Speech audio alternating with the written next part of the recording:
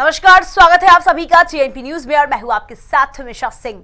दिल्ली के कंझावला में युवती की हादसे में मौत हुई या फिर साजिश के तहत हत्या की गई है, पुलिस इसकी जांच कर रही है। हालांकि पुलिस ने शुरुआती जांच के बाद सड़क हादसे का मामला दर्ज किया है, लेकिन जिस तरह से युवती आरोपियों की कार में फंसकर 10 किलोमीटर तक घिसटते चली गई, इससे साजिश से इनकार नहीं किया जा सकता। साथ ही इस मामले में पुलिस की कार्यशैली पर भी सवाल उठ रहे हैं। राजधानी के लोगों ने पुलिस पर गंभीर आरोप लगाए हैं। देश की राजधानी दिल्ली में नए साल में एक वारदात ऐसे हुआ कि जो दिल्ली को दहला देने वाली है। मामला सुल्तानपुरी का है। एक लड़की को जो 13 किलोमीटर तक घसीटा गया।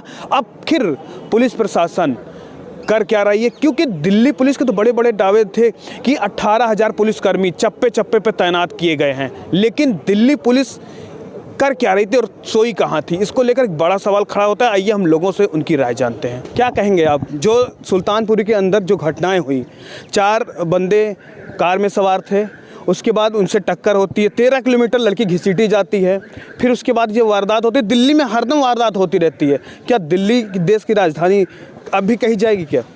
सबसे बड़ी बात है जो ये लोगों ने जिसके माध्यम से हुआ है, उनका जो है कि मानसिक संतुलन जो है दारू ने खो दिया था।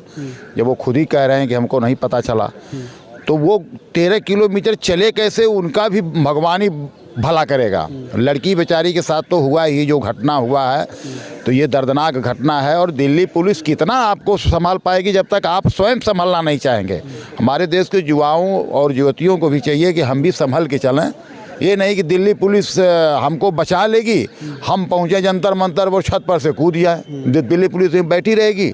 हमें भी संभलना है कि हमें कैसे चलना चाहिए, कैसे दारू पीना चाहिए, कैसे रास्ते चलना चाहिए, कैसे गाड़ी ले जाना चाहिए। अब वो ऐसा ड्राइवर को मैं क्या कहूँ कि जिसको 13 किलोमीटर एक बच्ची घसीटी जा रही है और उसको नज़रें नहीं पड़ा, उसे क्या देखा, ये शीशा फीसा किस लिए लगा के चलते हैं कि शीशा था भी कि नहीं था। ये बहुत कमियां हैं। इसके लिए मैं किसी एक आदमी को दोषी नहीं, मैं युवाओं को ही दोषी मानूंगा जी। मतलब जश्न इतना ज़्यादा कि होश खो बैठे, और होश खो बैठे तो किसी की जान चली गई। हम और साथी से बात करें, क्या करेंगे जो सुल्तानपुरी में जो लड़की के साथ ऐसी घटनाएं वारदात हुई, अब ऐसी घटनाएं वारदात ना हो, उसको लेकर क्या कहेंगे?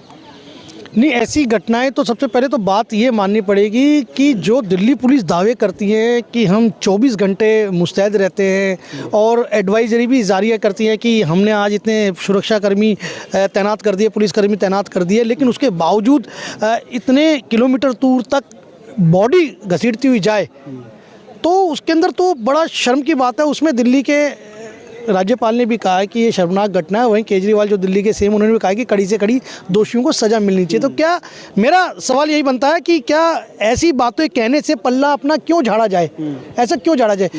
ऐसा हमें एक योजना कानून हमारा इतना सख्त है दिल्ली का, तो उसके तहत तो इस प्रकार की वारदात होनी ही नहीं चाहिए। अगर पुलिस अपनी ईमानदारी से ड्यूटी करती है तो इस तरह की घटनाएं घटनी नहीं चाहिए। लेकिन जो नया वर्ष आया, उस नया वर्ष में नशे में चूर अपने आप को उन्होंने बताया कि हम नशे में थे, हमें पता नहीं लगा, गाड़ी टकरा गई स्कूटी से तो भी उनको पता नहीं लगा, डीजे तेज करके चला रहे हैं और गाड़ी रफ्तार से दौड़ा रहे हैं, पूरे कई किलोमीटर तक गाड़ी दौड़ी है, साथ साथ वो बॉडी भी दौड़ी है। तो क्या लगता नहीं कि कहीं ना कहीं इसमें जो कमी है वो दिल्ली पुलिस की है? क्योंकि पुलिस तो कहती है हम हर जगह मुस्तैद हैं, हम काम करते हैं, लेकिन उस वक्त कोई पुलिस वाला नहीं देख पाया।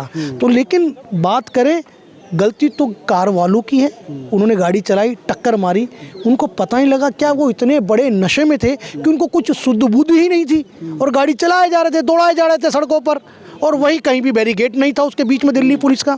तो ये गलतियां तो दोनों तरफ। घटनाएं कह रही हैं कि 13 किलोमीटर लड़की घसीटी गई, 13 किलोमीटर के बीच में एक भी कैमरा नहीं, एक बैरिकेड नहीं, एक पुलिस नहीं। बिल्कुल, मैं वही कह रहा हूँ आपसे कि इतने किलोमीटर तक लेकर गए, वहाँ दिल्ली पुलिस जब कहते हैं मुस्तैद हैं, रोड पे खड़े हैं, तैनात हैं, तो कहाँ है? कोई बैरिकेडिंग नहीं रोड पे। इतने किलोमीटर तक गाड़ी चली गई, तेजी से गाड़ी चली गई, कैसे चली गई? आप देखिए, महिलाएं कहते हैं कि दिल्ली के अंदर सुरक्षित है, लेकिन ऐसे वैसे वारदात हो जाते हैं। पुलिस ने 316 एडवाइज, उन्होंने कहा कि ड्रिंक एंड ड्राइव को लेकर 316 लोगों का चालान किया गया। आखिर इनका चालान क्यों नहीं किया वारदात होने के बाद ही? लेकिन लड़की तो रही नहीं, लेकिन लोगों के दिल में आने वाली घटनाएं, जो लड़कियों बाहर काम करती है, जॉब पे काम करते हैं, ऐसा ना हो, इसको लेकर हम और लोगों से राय लेते हैं। क्या कहेंगे भाई साहब? देखिए, जो अभी जो घटना हुई लड़की के साथ हुई, मैं ये कहूँगा कि प्रशासन, जैसे प्रशासन कहता है भाई हम हर जगह खड़े हैं, मैं उसमें प्रशासन की भी गलती नहीं मानूंगा, क्योंकि कोई गली है या रोड है, हर जगह तो दिल्ली पुलिस नहीं खड़ी हो सकती उसको, ना उनको ये है कि भाई यहाँ पे ये घटना होएगी। हालांकि घटना होती है, मगर जिस तरह जो दिल्ली के अंदर ड्राइविंग की जाती है, ये नए साल का एक बहाना है। वैसे भी लोग पता नहीं कितने दारू पी के डेली का गाड़ी चलाते हैं और दुनिया भर के एक्सीडेंट भी होते हैं। अब जो इसको एक नाम दिया जा रहा है कि दारू पी रखी थी, हमें पता नहीं चला, और जैसे पता चला कि 10 से 12 किलोमीटर 13 किलोमीटर के आसपास लड़की को घसीटते हुए गए, ये बड़ा दुखद वो है। और मैं कहता हूँ कि जो हमारा प्रशासन है उसको और सख्त होना चाहिए। और मैं साथ में कहूँगा कि जो हमारी राजधानी की सरकार है, राज्य सरकार हो या केंद्र सरकार हो, कहीं ना कहीं उनकी भी कुछ न कुछ कमियां इसमें नज़र आती हैं, क्योंकि कोई गलती करता है, कहीं ना कहीं से फ़ोन आ जाते हैं, ये वो है जी, ये वो है। अगर ये चीज़ें बंद हो जाए तो जो आम जनता है वो खुद ही संभल के चलेगी। तो जब तक हमारा प्रॉपर जो हम कानून की बात करते हैं, सुधार की, वो नहीं होगा, इतने ऐसी घटना होती रहेगी। आपने पहले भी देखा हुआ, इतनी घटनाएं हुई, ये एक लड़की की नहीं, वैसे भी इतनी घटनाएं होती है। अगर आप खाली दिल्ली से बाहर जाओगे, वहाँ पे भी इस तरह की बहुत सारी घटना होती है। मगर दिल्ली क्या है, देश की राजधानी है, उसको लेके लगता है कि भी सब कुछ दिल्ली में हो रहा है। मैं कह रहा दिल्ली से बाहर भी ऐसा होता है। किसी हाईवे पे चले जाओ या जैसे सिंगल रोड होती है उन पे चले जाओ, बहुत सारी ऐसी घटनाएँ होती है। इसमें यही है कि प्रशासन और जो हमारी सरकार है, अगर वे सख्त होके काम करें अपने, तो शायद ऐसी घटनाएं ना हो। तो आप साफ तौर से देख सकते हैं कि लोगों का यही कहना है कि प्रशासन और जो कानून व्यवस्था है वो अपने तरीके से काम करे तो ऐसी घटनाएं नहीं देखने को मिले। क्योंकि हम और घटनाएं देखते हैं, किसी को चाकू मार देते हैं। दिल्ली लड़की की घटना तो कल की है, किसी को चाकू मारा जाता, किसी को कुछ किया जाता। दिल्ली जैसे देश की राजधानी आज तो रहना लोगों के लिए खौफ हो गया। हम ऐसे शख्स से बात करेंगे, एक महिला भी हैं और ये सड़क पर खुद मौजूद रहते हैं, ऑटो ड्राइवर। मैम, क्या कहेंगी आप? मेरा नाम सुनीता चौधरी है।